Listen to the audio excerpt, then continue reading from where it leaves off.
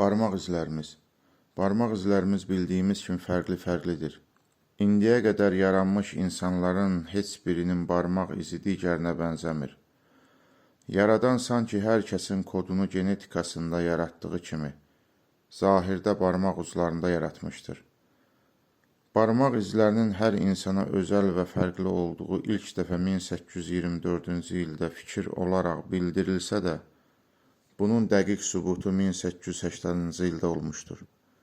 20-ci əsrin əvvəllərindən ölkələr barmaq izi sistemini qurmuş və bu günə qədər bu sistemdən istifadə edilir. Amma bilməliyik ki, bu elmi kəşfdən 13 əsr əvvəl Qurani Kərimin bir ayəsində bu məqama toxunulub. Qiyamət surəsi 3-cü və 4-cü ayələrdə bildirilir. İnsan elə düşünür ki, biz onun sümüklərini yığa bilməyəcəyik, mütləq yığacağıq. Biz onun barmaq uclarını belə bərpa etməyə qadirik.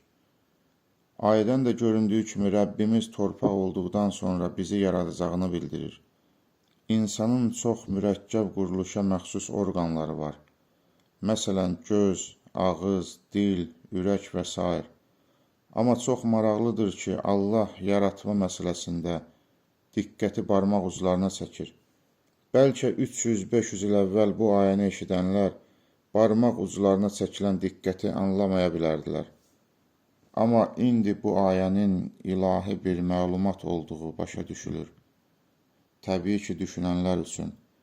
Necə ki, Fussilet surəsi 53-cü ayədə Rəbbimiz buyurur, Quranın haqq olduğu onlara bəlli olsun deyə, biz öz dəlillərimizi onlara həm xarici aləmdə, həm də onların özlərində mütləq göstərəcəyik. Məgər Rəbbinin hər şeyə şahid olması kifayət deyilmi?